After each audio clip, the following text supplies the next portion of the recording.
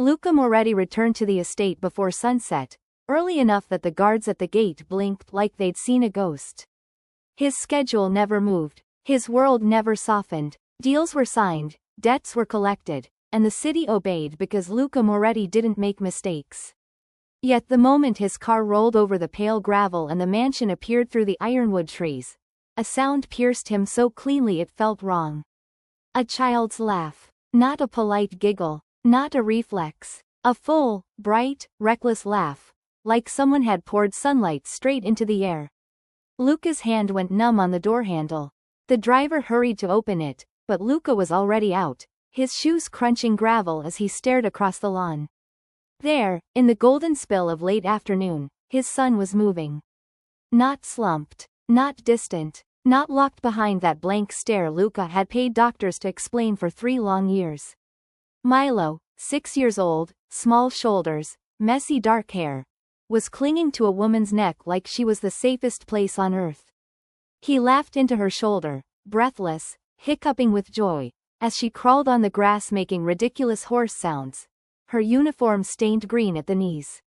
The woman was not Celeste Romano, Luca's elegant fiancée with her perfect smiles and perfect excuses. It was Aria Vale, a housemaid in a cheap olive uniform and bright yellow cleaning gloves, kneeling in grass like she didn't care who owned the land. Milo sat on her back like a king on a throne, arms stretched wide, face glowing with something Luca had not witnessed once since the hospital told him to prepare for a different kind of life. Luca's briefcase slipped from his hand and hit the gravel with a dry thud. His heart didn't know what to do. Because if Milo could laugh, if Milo could cling, and choose, and trust, then the last 3 years weren't tragedy.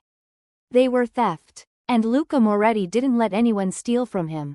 The gravel crunched under Luca's steps. Each sound was a knife cutting through the fragile bubble floating above the lawn.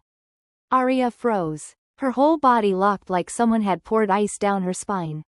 She slid Milo off her back too quickly, nearly making him stumble, and dropped to her knees. Head down, hands trembling inside those ridiculous yellow gloves. A servant waiting for judgment. Luca stopped a few feet away, gaze cold enough to make grown men lower their eyes. But Milo didn't move away from her. He grabbed Aria's sleeve with small, stubborn fingers and held on like she was a lifeline. A low protest sounded in his throat, clear, deliberate. Not the meaningless noise the reports described. Luca's breath caught. Then Milo did something Luca felt in his bones. The boy stepped in front of Aria and lifted his arms, wide, protective, like a shield. A tiny body trying to protect the one person he trusted. From Luca. The pain that hit Luca was sharp and humiliating. He had faced guns without blinking, had watched rivals beg, had ordered men erased from existence, and none of that compared to the sight of his son standing between him and a maid. Milo's eyes, dark, alert, held a wariness Luca had never been told Milo could feel. Luca's voice came out rough. Since when has he been able to do this? Aria didn't answer immediately. She stayed kneeling, but her head lifted. Her eyes met Luca's with something that wasn't fear. It was fury. He's always been able to, she said, voice tight. He's always understood, always felt, always knew who was kind to him. Luca's jaw clenched. The specialists said, they were wrong, Aria snapped. Or they were paid to be. The air changed. A dangerous idea bloomed in Luca's mind, slow, poisonous, undeniable. He looked past Aria, toward the mansion windows, and the image of Celeste smiling in silk flashed through his thoughts. Earlier that morning, Celeste had said Milo needed a stronger sedative, because he'd been aggressive. But the boy on the lawn didn't look aggressive. He looked alive, and alive was the last thing Celeste wanted. Aria's hands shook as she spoke, like each word was a step off a cliff. I've worked here 8 months, she said, voice low. At first I cleaned downstairs. I wasn't allowed near him. Celeste made that rule clear. Luca's eyes narrowed. Then how did you? One night, Aria continued, I heard crying. A thin sound, trapped behind a second-floor door everyone treated like a tomb. I knew I'd be fired. I knew I'd be thrown out. But I couldn't ignore it. She swallowed. When I opened his door, Milo was awake. just staring at the ceiling. His eyes weren't empty, Mr. Moretti. They were pleading, like he was drowning quietly. Luca's chest tightened. He pictured his son alone in a dark room, wide awake, too small to understand why nobody came. Aria's voice trembled. After that night, I went back. Not every night, just when I could. I'd sit beside him. I'd read him stories. I'd hold his hand until his breathing slowed. And he responded? Luca asked, disbelief cracking his control. He responded to kindness, Aria said simply. Like any child would. She paused, then said the thing that made Luca's blood run cold. Every morning, Celeste gives him something. A vitamin. A violet syrup in a little glass bottle. Luca felt the world sharpen. And after? After, he disappears, Aria whispered. His eyes go dull. His body goes limp. He's gone. Luca's stomach turned. Aria looked up at him, expression fierce. I'm not a doctor. I can't prove it, but I know what I saw. And I know Milo, he's not broken. He's being buried. Luca's voice was a blade. Why didn't you tell me? Aria gave a bitter, exhausted smile. Because I'm a maid, she said. And she's your fiancé. Then she added, quieter, in your world, who do you think people believe? Luca Moretti stood in his own garden, on land he owned, in an empire he built, and realized truth meant nothing without evidence. So he did what he always did. He made a plan. That night, Luca sat in his study with the lights off. The city could burn and he wouldn't care, but one image kept replaying behind his eyes. Milo laughing. Celeste's voice that morning. He needs a higher dose. Luca pressed the intercom. Bring me Dario. Minutes later, Dario Kane, his right hand, loyal as a shadow, stepped into the room. Luca didn't waste breath. I want the bottle analyzed. Quietly. No hospital. No paperwork. Dario's gaze sharpened. Understood. And I want Celeste watched. Every call. Every meeting. Every step. Dario hesitated only a second. Sir, if she's doing what you think. If she is, Luca interrupted, voice calm in a way that made the room colder. She will wish she'd never learned my name. The next day, Celeste returned from a charity luncheon in a cream dress, glowing with the kind of beauty that made men forget to think. She kissed Luca's cheek. You were home early yesterday, she said sweetly. You should have called. Luca wore his perfect mask. Meeting ended early. I wanted to see Milo. Celeste's smile didn't falter. I already gave him his medicine. He's resting. You know how it is. Luca nodded like he always had. But inside, rage coiled. Dinner that night was staged perfection. Celeste sat beside Milo, spooning food, speaking gently, playing the devoted caretaker. Luca watched with new eyes. Every time Celeste's fingers touched Milo, the boy flinched, tiny shoulders tensing as if his body remembered danger. And Milo's gaze, never truly meeting Celeste's, kept drifting to the corner of the room where Aria stood quietly, waiting to serve. Longing, trust, relief. Celeste noticed. Her eyes flicked toward Aria, brief, sharp, poisonous. Luca caught it. That wasn't an employer's glance. That was a predator marking a threat. Luca's fork cut into steak with controlled precision as he spoke, tone casual. Has the new vitamin been helping? Celeste's eyes warmed with practiced concern. Dr. Hallow says we may need to increase the dose. Milo's been restless. Luca's gaze slid to the violet bottle on the table. He nodded once. I understand, he said. And the lie in his voice was perfect. 3 days. 3 days Luca watched Celeste tilt that spoon toward Milo's mouth, and did nothing, because acting too soon was how you lost wars. On the third night, Dario returned with a slim folder and a small sealed vial. Lab results, he said quietly. And it's worse than we thought. Luca didn't blink. Talk. Dario opened the folder. The vitamin contains heavy sedatives. Adult-level strength. Mixed to keep the subject compliant. It's not treatment. It's suppression. Luca's hand tightened around the desk edge until the wood creaked. Dario continued. The prescribing doctor, Drive. Hallow, doesn't specialize in pediatric neurology. He's connected to private psychiatric facilities. His records are unusual. Luca's voice was ice. And Celeste? Dario slid a second sheet forward. Cash payments. Monthly. Large. Delivered in person. The room went silent. Lucas stared at the numbers like they were bullets. All those months. All those smiles. All those nights he believed Milo's empty eyes were fate. It wasn't fate. It was Celeste. Lucas stood, slow and controlled, and walked to the window. Outside, the garden slept under moonlight, peaceful, innocent, blind. Lucas' reflection looked back at him. Expensive suit, expensive watch, expensive power, and a father who had failed. Replace the bottle, Lucas said softly. Same color, same smell, but harmless. Dario nodded, already in motion. Luca turned from the glass, eyes dark. And keep gathering proof. I don't want suspicion. I want a cage with no door. Dario hesitated. What about the maid? Luca's mind flashed to Aria's shaking hands, her fury, Milo shielding her with tiny arms. Bring Aria to me, Luca said. Quietly, because if Celeste was capable of poisoning a child, she was capable of killing the woman who exposed her.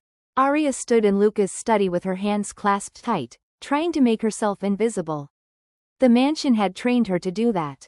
Luca studied her in silence until she shifted uncomfortably. Sit, he said. Aria sat on the edge of the chair like she might bolt. Luca leaned back. Tell me who you are. Her eyes lifted, startled.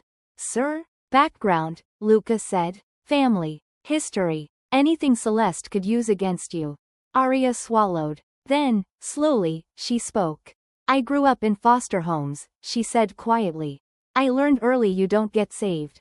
You survive. Her voice steadied as she went on. I left at 18. Worked wherever I could. Cleaned, served, slept in cheap rooms with locks that didn't work.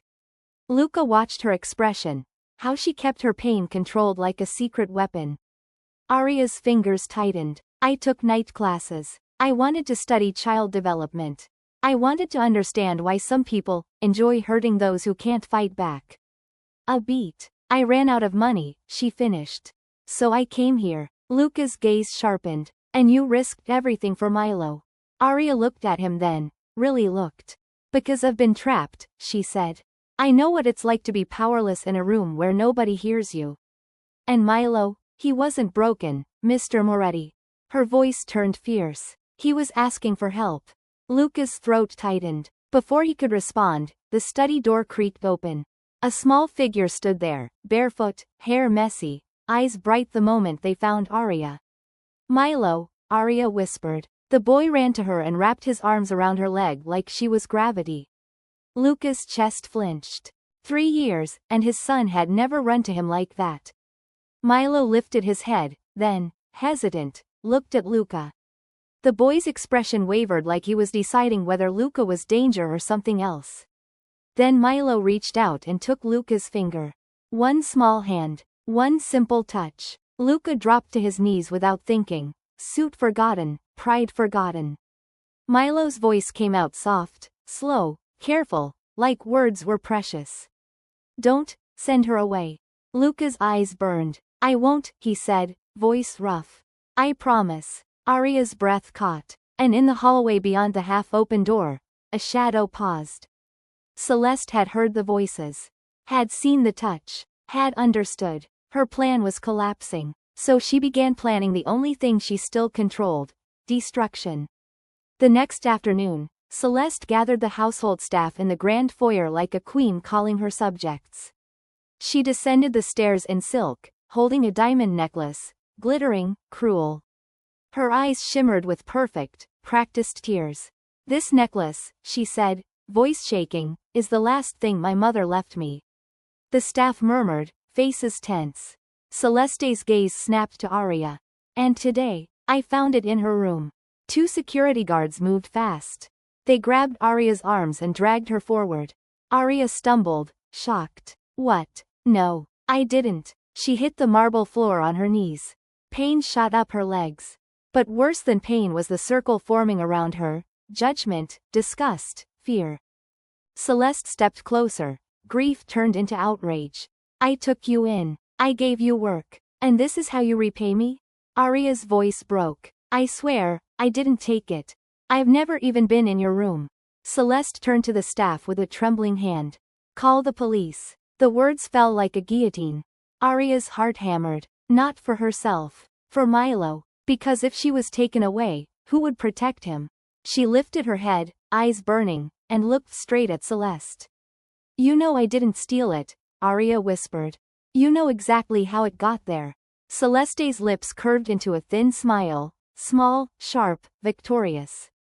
I don't know what you're talking about, she said sweetly. I only know it was in your drawer. Arya's stomach dropped. Then a voice cut through the foyer, low, cold, final. Enough. Everyone turned. Luca stood at the top of the staircase, expression carved from stone. Celeste's face brightened with triumph. She thought he'd come to punish Arya. But Luca didn't stop beside Celeste. He walked past her like she was air. He bent, offered Arya his hand, and helped her to her feet with a gentleness that made the room freeze. Celeste's smile collapsed. Luca, what are you doing? She's a thief. Luca's eyes locked onto hers. She isn't, he said.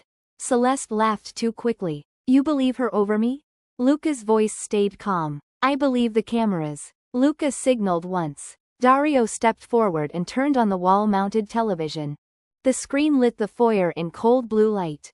Video footage appeared, sharp, clear, merciless. It showed Celeste at 2:17 a.m., moving down the corridor like a thief.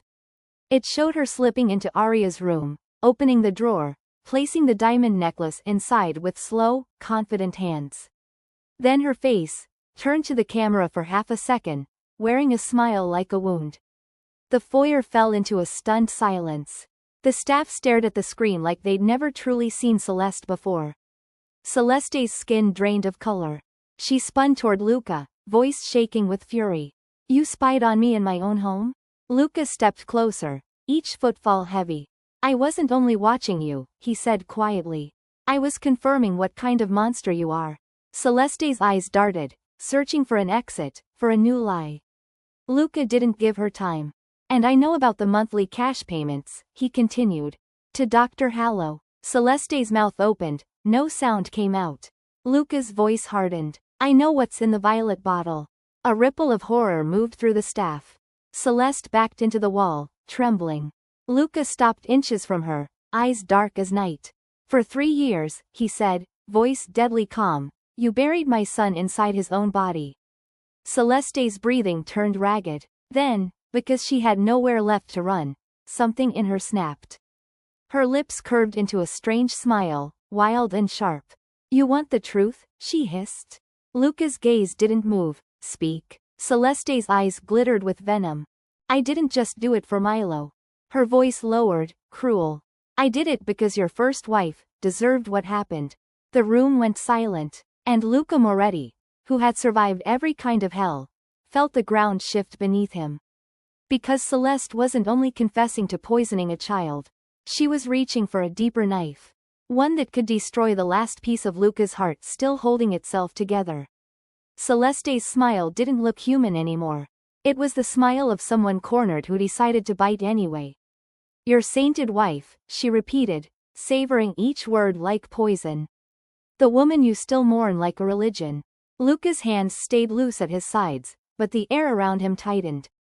Don't. Celeste ignored him. Her gaze flicked to the staff, those witnesses, those mouths she could no longer control. You all think I'm the villain, don't you? You think I woke up one day and decided to hurt a child? Her laugh cracked. No. I did what I did because your beloved Helena ruined my life long before she died. Arya felt Milo's small fingers curl around her sleeve. The boy didn't understand the words, but he understood the energy. He pressed closer, eyes wide. Luca's voice lowered, lethal. Say her name again and you'll regret it.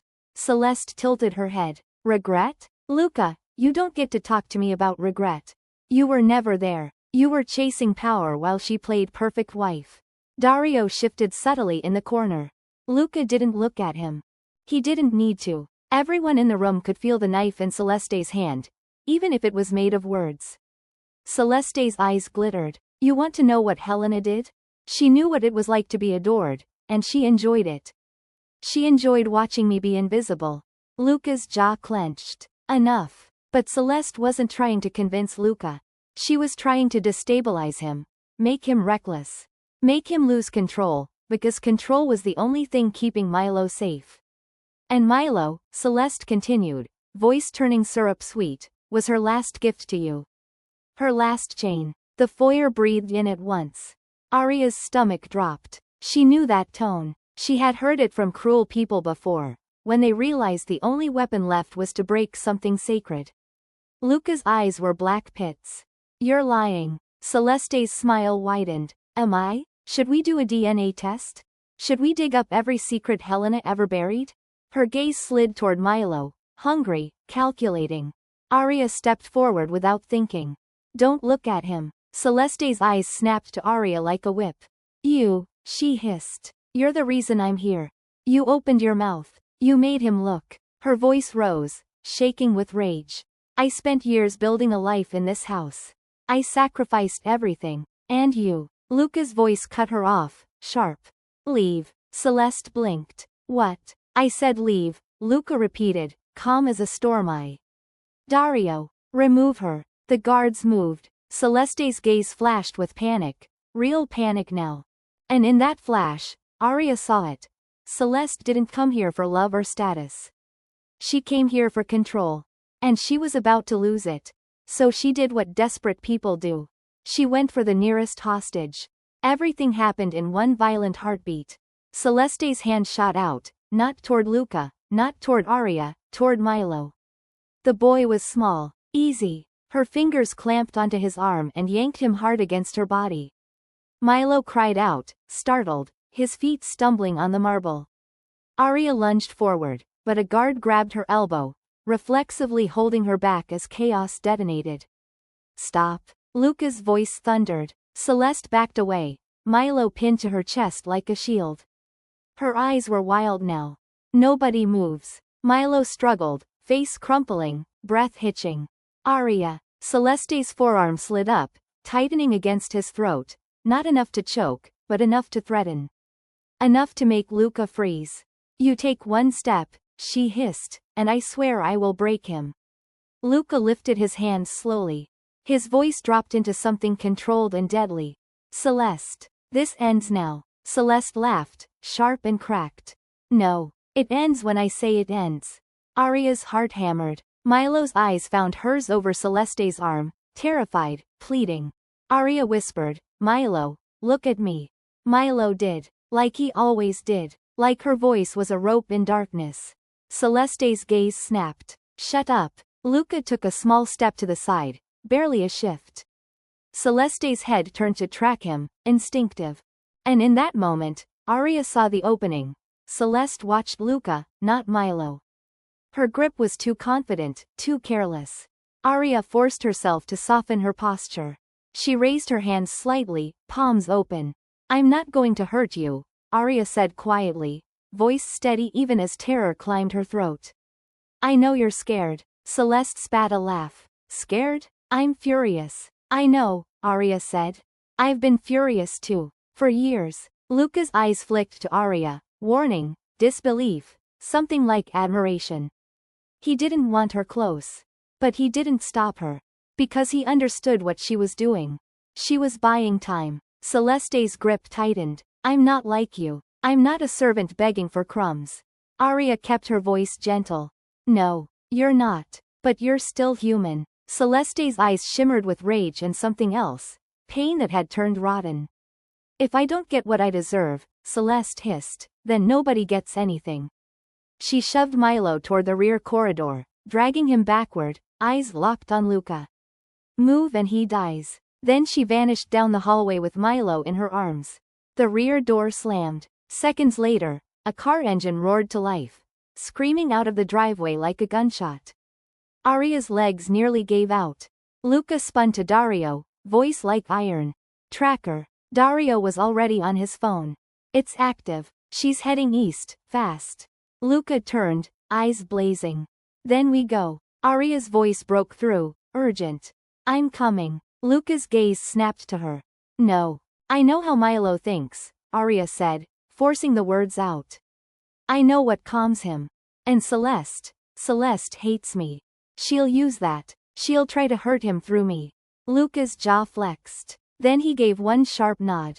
Get in, he said. And the hunt began. The black SUV tore onto the highway, engine roaring, headlights slicing the night. Dario drove like he was built for violence, smooth, ruthless, precise. In the back seat, Luca stared at the GPS tracker dot as if his eyes could drag it closer. Aria sat beside him, pale, hands clenched. Every few seconds, she whispered Milo's name like a prayer. Through the dashboard speaker, a thin sound crackled, Milo's sobbing, trapped inside Celeste's car. Dario had planted a listening device days ago, the kind Luca used on enemies. Now it delivered his son's fears straight into his chest. Aria, Milo cried, voice shaking. Aria. Luca's throat tightened. He clenched his fists until his nails bit skin. He wasn't jealous. He was guilty, because his son's first instinct in danger wasn't Dad.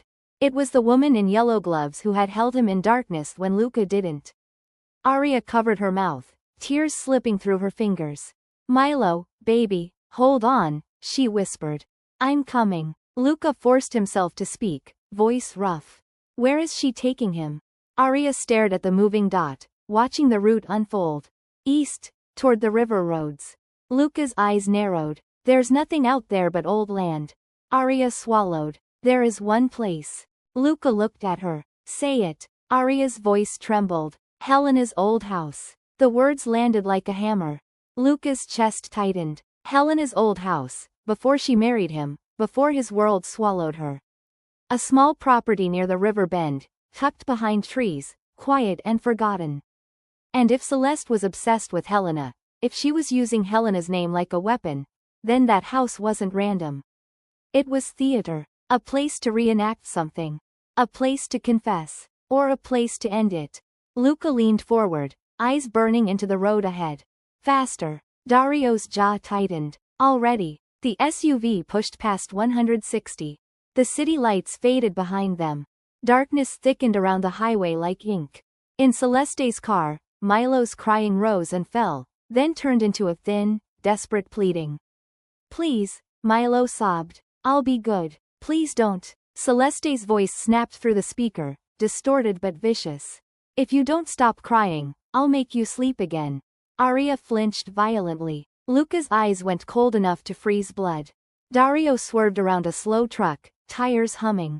2 minutes, Dario said. Aria gripped the seatbelt. Milo, hold on. Luca's voice was barely audible. I'm coming. And for the first time, he meant it like a father, not a boss. Celeste's car shot down a narrow road lined with skeletal trees. Gravel sprayed. The night swallowed her taillights. She slammed to a stop in front of a small, aging house, wooden siding, peeling paint, windows dark. The property sat near the river bend, half hidden behind overgrown hedges. Helena's old home. The place Luca had visited only once, years ago, when Helena still smiled like the world hadn't hurt her yet. Celeste yanked Milo out of the car. The boy stumbled, crying, legs shaking. She hauled him toward the house with frantic strength, dragging him up the porch steps. Inside, the air smelled like dust and old wood, memories left to rot. Celeste shoved Milo into the living room and locked the door behind them. Her breathing was ragged, her eyes gleamed. Milo backed away instinctively, small hands raised. Aunt Celeste, please. Celeste snapped, don't call me that. She stalked toward him, and Milo's back hit a wall. Outside, headlights flashed through the trees. The SUV arrived with a scream of brakes. Luca was out before the engine stopped. He sprinted toward the house, then froze as he saw movement upstairs. On the second-floor balcony, Celeste appeared with Milo in her grip, one arm locked around his chest. The river wind whipped her hair across her face. Moonlight turned her skin ghost pale. She leaned against the rotting railing like she didn't care if it broke. One step closer, she shrieked, voice echoing over water, and I let go. Luca lifted his hands, forcing calm into his voice.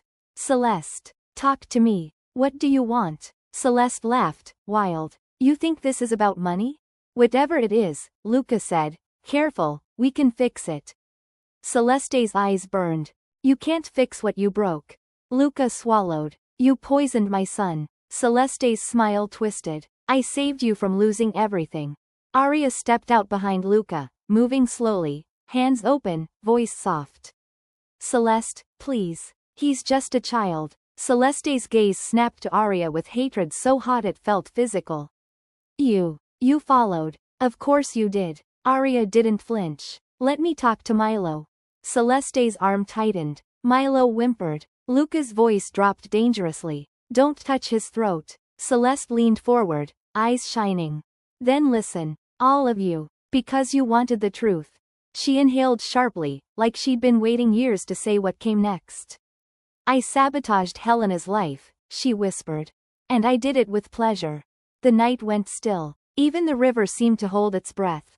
Luca's voice came out like stone scraping steel. What did you do? Celeste's eyes glittered. You want the real story? Not the version you tell yourself to sleep at night? She laughed again, thin, broken. You think Helena died because of bad luck. Because life is cruel. Luca's face didn't change, but Arya felt the shift in him. Like the ground beneath a mountain cracking. Celeste continued, voice rising with madness. I watched her get everything. Everything. The love. The respect. The way people looked at her like she was made of light. She squeezed Milo tighter, forcing his little body closer to the edge. Arya stepped forward half a pace. Luca's hand shot out and caught Arya's wrist, steadying her, warning her. Stay, Luca whispered, not looking away from the balcony. Arya's chest tightened. She stayed. Celeste's voice trembled with fury. I was always second, always the one people forgot. I lived my whole life in her shadow. Luca's voice was controlled. Your pain doesn't excuse this. Celeste's eyes sharpened. No? Then tell me, what does? What excuses being invisible? Her gaze flicked down to Luca. You were never hers, Luca. Not really. You belong to your empire. Luca's jaw clenched. Celeste smiled, cruel. And when she started pulling away, I made sure she didn't get the chance to leave you. Arya's stomach twisted. Celeste. Celeste's eyes rolled down her cheeks with real tears now. Tears of obsession, not regret. I arranged the maintenance. I made the call. I made the connection. And when the time came, she leaned forward, voice turning into a hiss. I made the brakes fail. The world stopped. Luca didn't move, but something inside him did. Something ancient and violent. Arya felt it like a temperature drop. Dario swore under his breath, and his hand went subtly toward his waistband. Luca's voice was quiet, terrifyingly quiet. Say it again. Celeste laughed through tears. I killed her. Milo sobbed harder, confusion and fear mixing. Dad? Luca's eyes lifted to Milo, and something soft flickered there, just for a second. Then Luca looked back at Celeste. I will make you pay, he said. Celeste's smile widened. You can't, because if you take me, he goes with me. She jerked Milo closer to the railing. Arya's breath hitched. She forced her voice steady and called up to Milo. Milo, look at me. Milo's eyes found hers immediately, like a compass finding north. Listen to my voice, Arya said softly. Breathe with me. In, out. Celeste's gaze snapped. Stop manipulating him. Arya didn't raise her voice. I'm calming a child you tortured. Celeste shook with rage. You think you're a hero? You're a maid. You're nothing. Arya lifted her chin. Then why are you so afraid of me? Celeste froze. For the first time, she hesitated. And in hesitation, Luca saw an opening. But he didn't move yet. Because this wasn't just about catching Celeste. This was about catching Milo alive. Time stretched thin as wire. Celeste's grip trembled. Fatigue, adrenaline, madness. Milo's sobbing turned to ragged breathing as Arya guided him with her voice. In, out, Arya whispered. You're safe. I'm here. Celeste barked, liar. Luca stepped forward one slow pace, hands still raised. Celeste, you want someone to blame? Blame me, not him. Celeste's eyes flicked to Luca, hungry for reaction. Yes. You loved her. You made her perfect. I loved her, Luca admitted, voice raw. And she loved Milo. And you used him to punish a ghost. Celeste screamed, she isn't a ghost to me. Her attention snapped fully onto Luca. And Milo, tiny, smart, alive, saw it. He looked down at the railing. Looked at Celeste's arm. Looked at Luca's hands. Then Milo did the bravest thing a child can do. He bit. Hard. Celeste shrieked, pain exploding through her arm. Her grip loosened for half a second, just half. Milo twisted, small body slipping from her hold like a fish. He darted toward the balcony door on fast, sure legs. Luca moved like lightning. He sprinted inside, taking the stairs 2 at a time, boots pounding rotten wood. Arya ran behind him, heart in her throat. At the top landing, Milo stumbled. Then Luca caught him, arms wrapping tight around his son. Milo sobbed into Luca's chest. Luca held him like he was holding his own heart.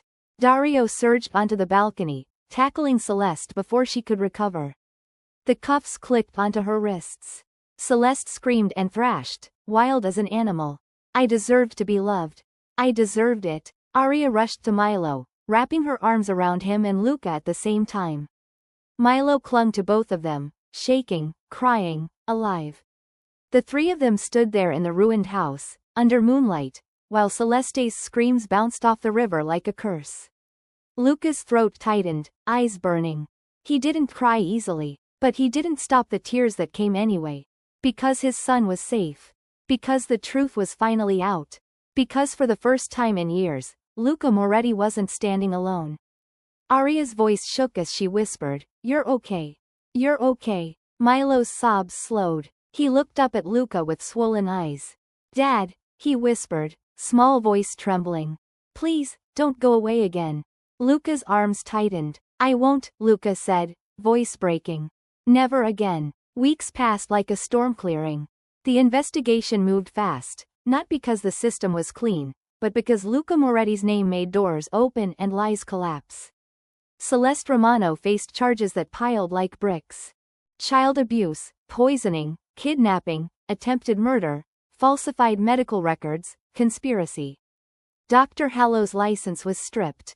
His bank accounts froze. His reputation died before his sentence even began. The reopened case on Helena's death revealed what Luca feared: Celeste's fingerprints in every shadow. The mechanic admitted a woman had demanded access alone. Forensics confirmed sabotage. It wasn't an accident. It was murder. Luca received the DNA results in silence. Milo was his. 100%. Celeste's last psychological weapon, her poison story about Helena, turned out to be exactly that: poison. When Luca read the report, he closed his eyes and exhaled a breath he'd been holding for years. Helena hadn't betrayed him, but he had betrayed her, by not seeing what was happening under his own roof. The mansion changed after Celeste was gone. Curtains opened, windows stayed unshuttered, laughter stopped feeling illegal. Milo recovered fast once the sedatives stopped. His body strengthened, his eyes brightened. He started talking more, asking questions, wanting stories, wanting touch. And Luca, cold empire builder, started coming home early. He started learning how to sit on the floor, how to listen, how to be present. One afternoon, Luca found Arya in the kitchen, sleeves rolled, hands bare, no yellow gloves. She looked up sharply, as if expecting bad news. Luca's voice was quiet. "You saved him." Arya swallowed. "I just didn't abandon him." Luca stepped closer. "You saved me too." Arya's eyes softened, confused, guarded. "Sir? Don't call me that," Luca said. The words stunned her. Luca's gaze held hers, steady, sincere. "You're not staff to Milo. You're his safe place." Arya's throat tightened. "I don't belong here." "You belong where you're valued," Luca said. "And you are." He paused, then added, lower, "If you leave, he breaks again." Arya's eyes flicked toward the window where Milo was running across the grass, sunlight in his hair. Her voice trembled. "I wanted to finish school." "I'll cover it," Luca said immediately. Arya shook her head. "No. I'll repay it. I won't be trapped by anyone's money." Luca's mouth curved slightly, something almost like a smile. "Good. Don't be." He hesitated, then held out a small velvet box. Arya stared. Inside was a delicate necklace, silver, simple, shaped like a tiny paper airplane. "Milo drew it," Luca said. "He said it means freedom." Arya's eyes burned. "Luca, He fastened it around her neck carefully, hands gentle. I'm not asking you to be owned by this house, Luca said softly. I'm asking you to be part of it. Arya looked up at him, tears slipping down before she could stop them. Then Milo's voice rang out from the doorway, loud and offended. Ew, why are you guys looking at each other like that? Arya jerked back, wiping tears. Luca cleared his throat like a guilty teenager. Milo marched in, hands on his hips. If you're gonna be weird, at least take me to the beach tomorrow. Arya laughed through tears. Luca looked at Milo, then at Arya, then nodded. Beach, Luca agreed. Tomorrow. Milo grinned like he'd won the world. And Arya, who had survived being invisible, felt something settle into her chest that she'd never had before. Belonging. For the first time in years, the Moretti estate felt alive. It wasn't loud. It wasn't chaotic. It wasn't the cold, polished museum it had been under Celeste. It was warm. Arya's laughter drifted down hallways. Milo's footsteps echoed on the staircase. Sunlight touched places that had been shut for years. But outside the gates, rumors started forming like storm clouds. Because powerful men didn't change routines. Powerful men didn't smile. Powerful men didn't soften, unless they had found a weakness. And Luca Moretti having a weakness was the type of headline that traveled through the underworld in whispers and smirks. His enemies had always feared him because he was predictable in one thing. Nothing touched him. No lover, no child, no vulnerability, no leverage. But now, he was seen at the beach with Milo on his shoulders. He was seen buying lunch with a woman beside him. He was seen walking slower, listening more, smiling without hiding it. Enemies didn't miss those things. Luca didn't either. Late one night, Dario stepped into the study holding his phone like a warning flare. Another message, sir. Luca lifted his eyes from the financial reports. Same number? Blocked. Again. Luca reached out and took the phone. There was only one message. She made you weak. We will make you pay for it. Luca's jaw flexed. Dario exhaled slowly. They've been watching, Luca. They know about Arya. Luca's fingers tightened around the phone. Of course they do. He set the phone down, stood, and walked toward the window where the moonlight spilled across the floor. She's not a weakness, Luca said quietly. They don't understand that. Dario hesitated. But they think she is. And perception is as dangerous as truth. Luca didn't turn. Increase security around her. Around Milo. Dario nodded. Already doubled. Luca's voice lowered. Triple it. Dario paused. Luca, if they target her, they won't go subtle. Luca's eyes darkened. Neither will I. Arya didn't know about the threats. Luca refused to show her. She already carried enough weight from saving Milo, surviving Celeste, and navigating the mansion's shifting loyalty. But Arya's own past didn't ask for permission. It found her. It was a normal afternoon, laundry folded, Milo coloring dragons on the living room floor. Arya humming softly as she dusted the windowsill. The doorbell rang. Milo looked up. Who's that? Arya smiled. Probably Luca. She wiped her hands on her apron and walked to the door. She opened it, and her whole body went cold. A man stood there, tall, unshaven, jacket torn at the sleeve, eyes sharp with recognition and something darker.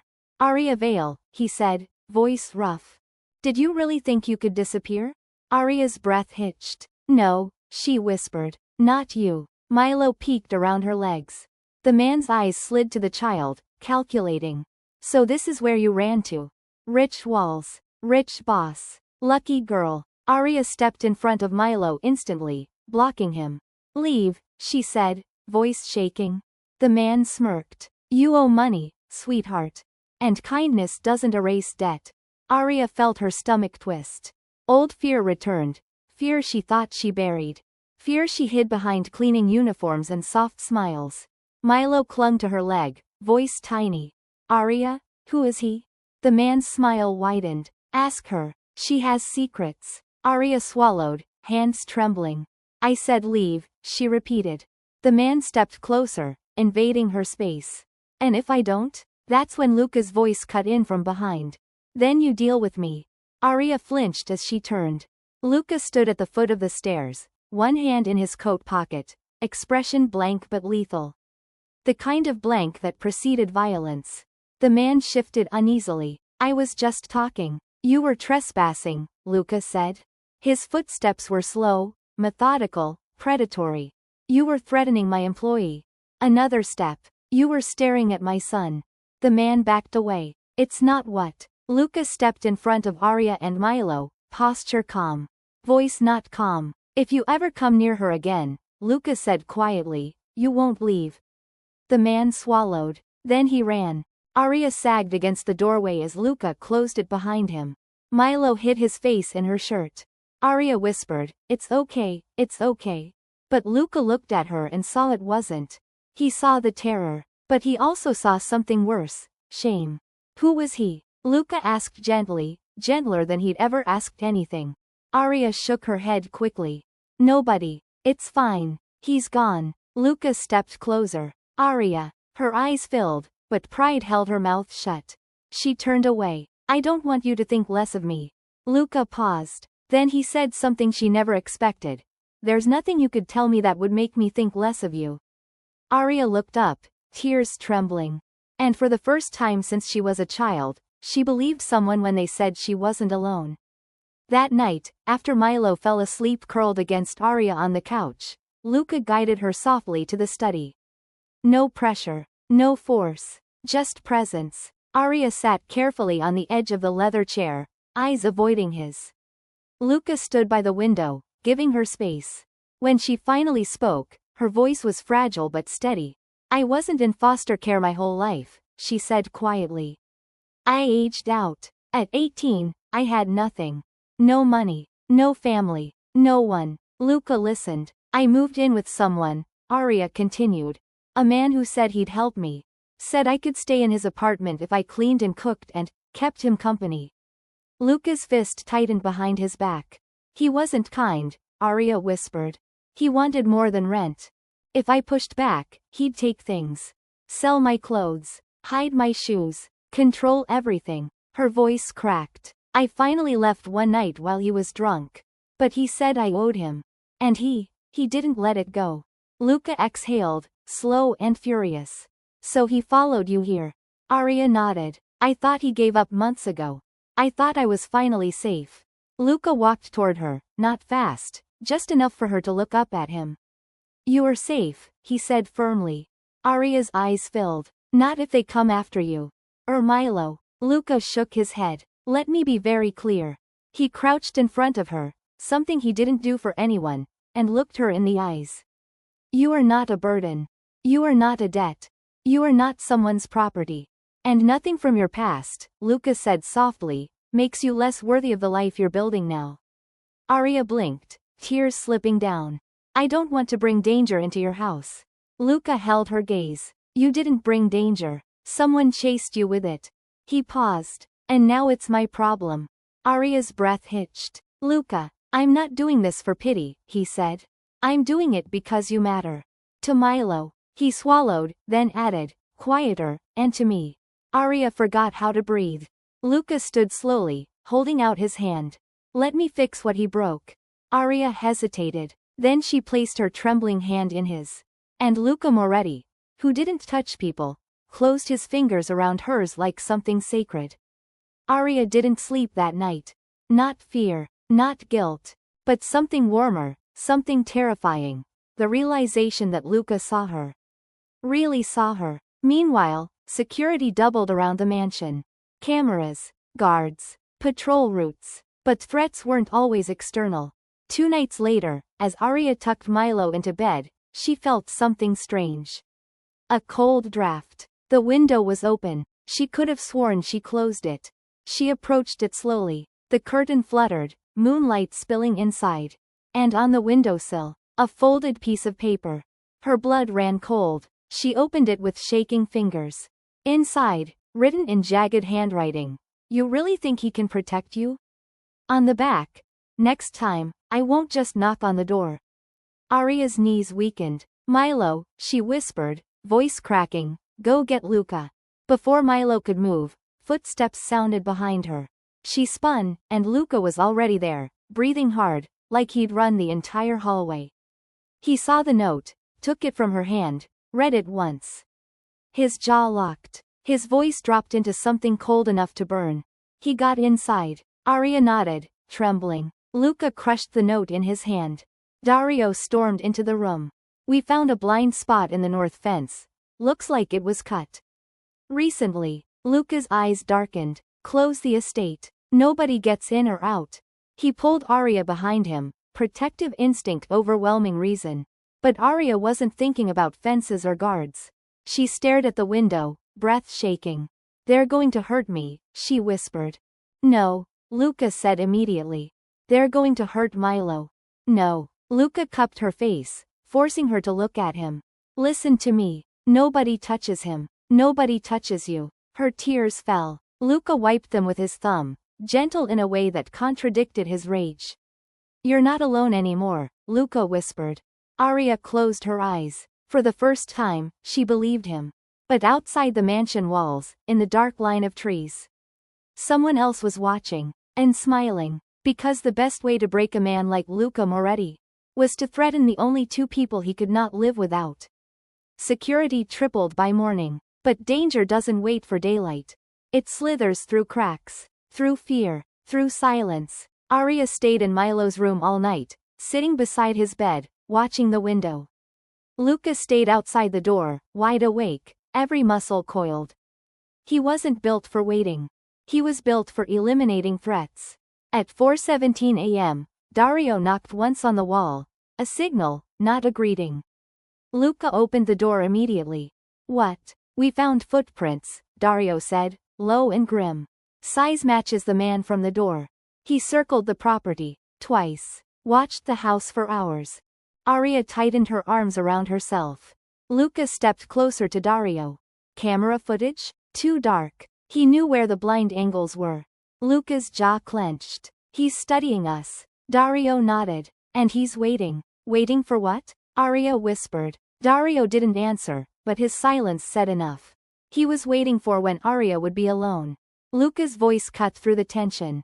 Pack her things. Arya blinked. What? Why? You're not staying in this house anymore, Luca said, already heading down the hall. It's too exposed. Arya stood, panic rising. Where am I going? Luca looked back, eyes sharp. With me. Arya froze. Luca, you think I'm letting you out of my sight? He snapped. Someone got inside the estate. Someone left a message on your windowsill. Someone watched you sleep. His voice broke into a whisper, ragged, dangerous. I'm not risking it. Arya's breath shook. I don't want to be a problem. You're not a problem, Luca said quietly. You're the only thing I'm not willing to lose. Her heart stuttered. But before she could speak, a scream erupted from the kitchen. A maid. High-pitched. Terrified. Luca was downstairs in seconds. Arya and Dario right behind him. In the center of the kitchen table sat something small, wrapped in brown paper. A gift. A delivery that had bypassed every guard. Every lock. Every camera. Luca stepped forward slowly, carefully, and unwrapped the package. Inside was Milo's stuffed dragon. The one he slept with every night. Except tonight. Arya clapped a hand over her mouth as tears filled her eyes. Luca's face went still. Too still. Then he found the note folded beneath the toy. His fingers trembled, not with fear. With fury. He opened it. 4 words. Next is the boy. The paper shredded in Luca's hand. Arya staggered backward, shaking. They were in his room. Luca, they touched his bed. Luca grabbed her shoulders. They will never get that close again. Do you hear me? Arya nodded, barely holding it together. Dario swallowed. Sir, this is no longer one man. This is a message. A challenge. Luca's eyes burned. A mistake, he corrected. Their last one. Luca didn't wait. He didn't plan a meeting. He didn't call a council. He didn't consult anyone. He picked up Milo, still half asleep and confused, carried him to the car, and said only, "Seatbelt." Milo obeyed instantly, burying himself in his father's coat. Arya hesitated on the driveway, staring at the mansion, the only home she'd had in years.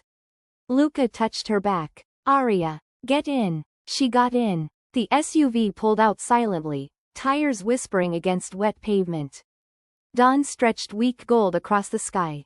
Arya looked at Luca, voice soft. Where are we going? Luca kept his eyes on the road. Somewhere nobody knows. Somewhere even my enemies don't look. Milo whispered, Arya, I'm scared. Arya reached across the backseat and held his hand tightly. I'm right here. Always. Luca's throat tightened. He wished he could tell Milo he'd always protect him. But tonight proved something brutal. If Arya hadn't woken first. If Milo had opened that window alone. If that man had climbed in. Luca gripped the wheel until his knuckles turned white. He failed once. He would not fail again. Arya studied him. Luca, breathe. He didn't respond. She reached forward and laid a gentle hand over his on the wheel. That simple touch, a grounding touch, was something he'd never needed from anyone. But he needed it now. Luca inhaled. Just once. Just enough. They drove for an hour. Past the city. Past the river. Past everything familiar. Milo fell asleep on Arya's lap, clutching her hand. Eventually, Luca turned onto a gravel road Arya didn't recognize. The trees thickened around them, creating a tunnel of shadows. At the end of the road sat a secluded glass and stone house, modern, minimalist, hidden among evergreens.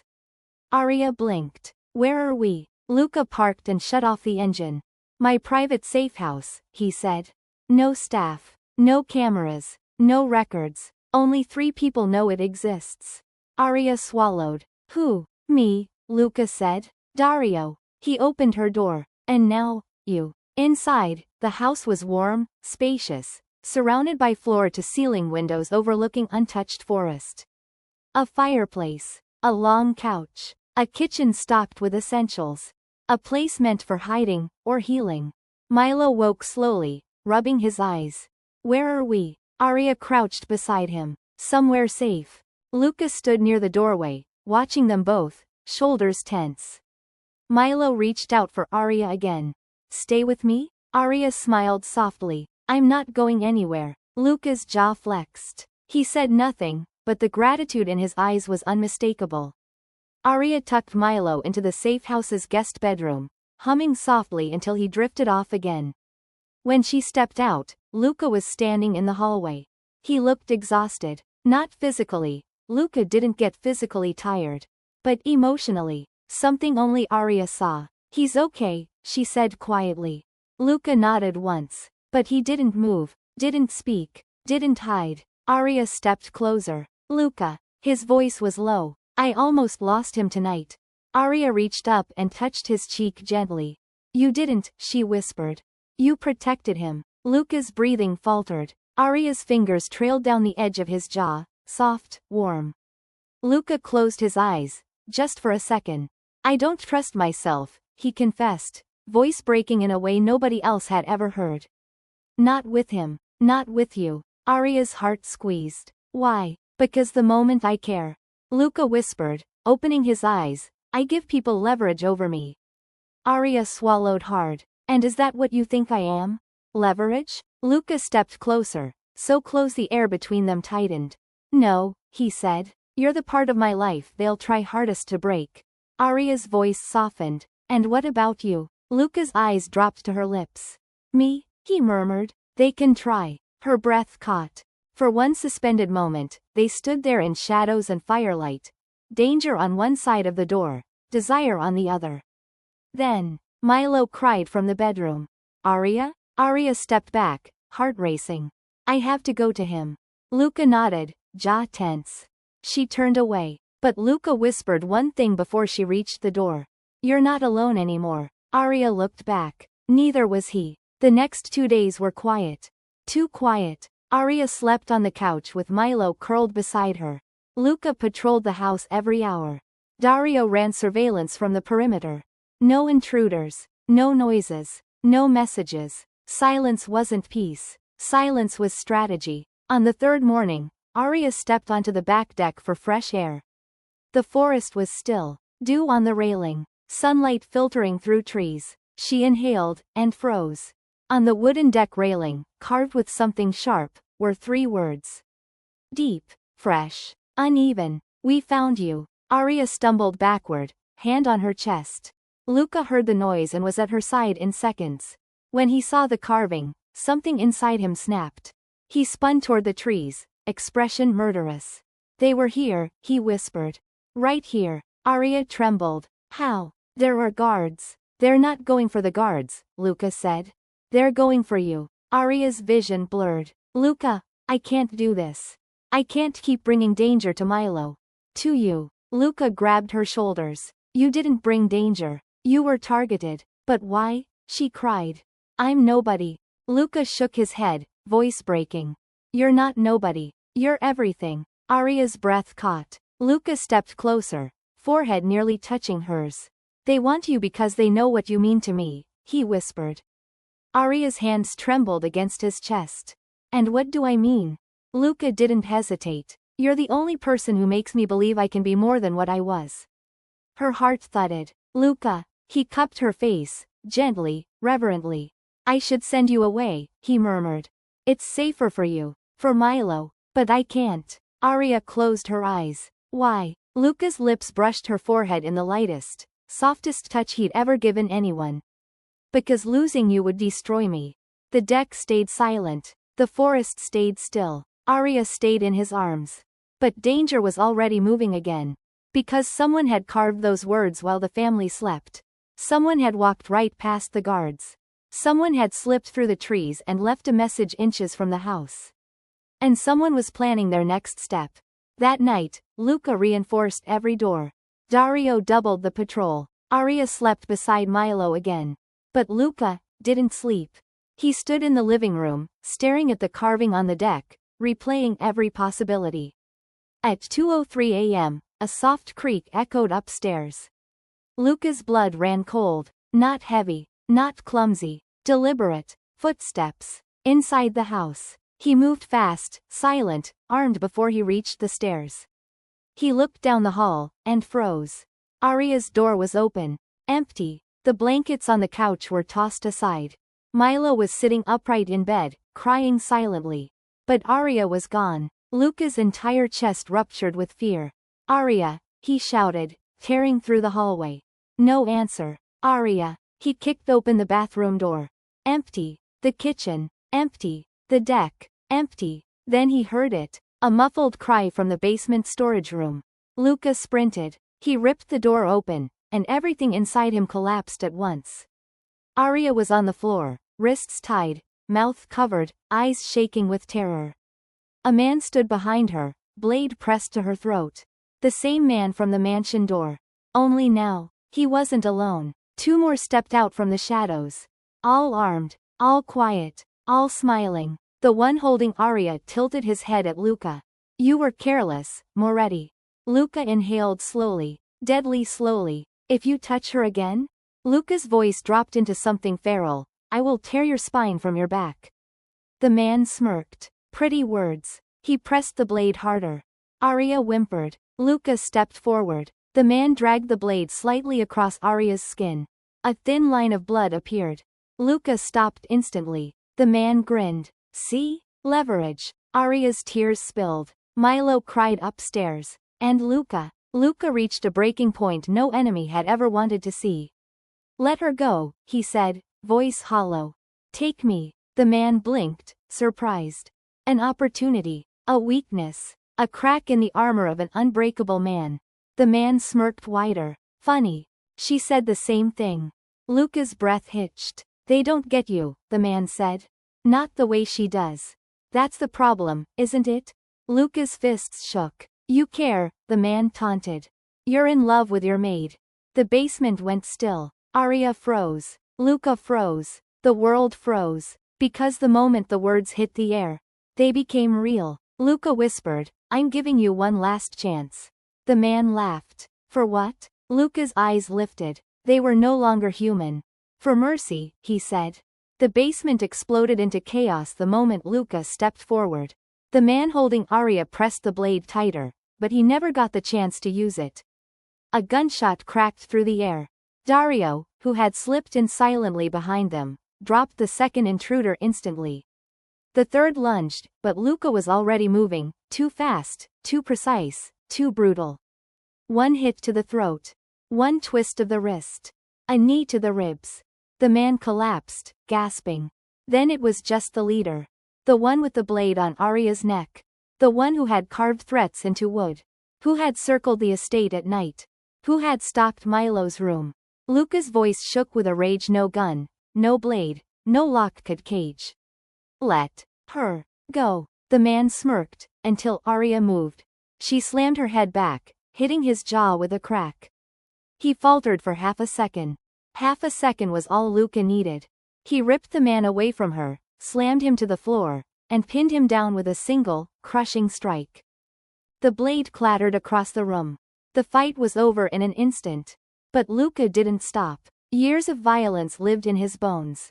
But tonight wasn't about revenge. It was about Arya. She touched his arm, breathless. Luca, stop. I'm safe. He froze. Her hand, her voice, her eyes. They pulled him back from the edge. Luca stood, pulled Arya into his arms, and held her so tightly it felt like a vow. She buried her face in his chest, shaking, and Luca whispered into her hair. I thought I lost you.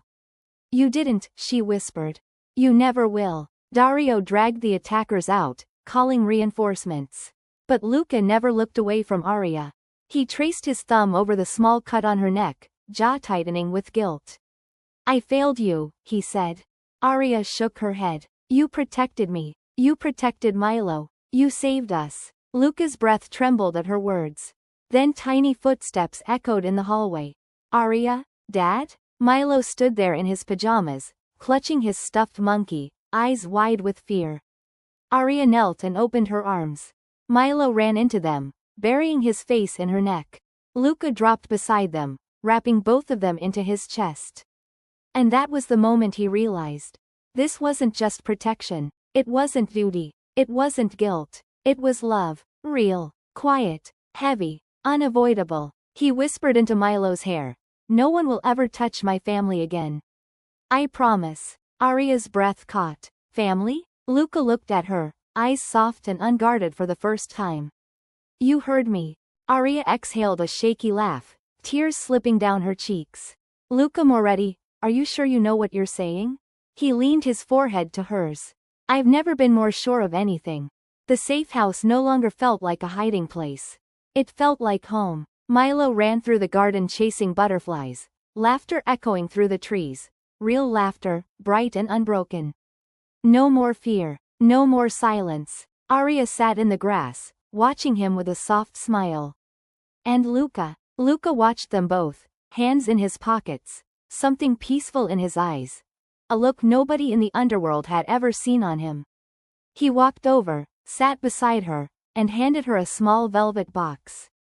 Arya blinked. Luca, what? Relax, he smirked. It's not a ring. Inside was a delicate silver bracelet with 3 charms, a shield, a small heart, and a tiny wolf. For protection, he said, touching the shield. For love, touching the heart. And for strength, touching the wolf. Because you're the strongest person I've ever known. Arya's eyes filled. Luca, it's beautiful. Not as beautiful as you. She laughed, leaning her head on his shoulder. We're safe now, right? As long as I'm breathing, Luca whispered, kissing her forehead, you'll always be safe. Milo shouted from across the grass, Dad. Arya, come race me. Luca stood, pulled Arya up with him, and didn't let go of her hand. Come on, he smiled. Let's go show him who runs this family. Arya squeezed his hand. All of us? All of us. They ran together, Arya laughing, Milo squealing, Luca chasing them, sunlight spilling over the grass. Not as a boss, not as a maid, not as survivors, but as a family, a real one, and for the first time in his entire life. Luca Moretti felt whole. Thank you so much for watching this story until the very end. If this journey touched your heart even a little, we'd love to hear your thoughts. Yellow heart, what part moved you the most? Speech balloon, share your feelings in the comments. We truly read every one. Your support helps us create more stories filled with emotion, tension, and unforgettable moments. If you enjoyed this video, thumbs up, please give it a like. Bell, subscribe to the channel. Loudspeaker, share it with someone who loves powerful romance stories. Your engagement means the world to us. Wishing you peace, warmth, and love wherever you are. See you in the next story. Forbidden Love Cinematic. where every heart finds its truth.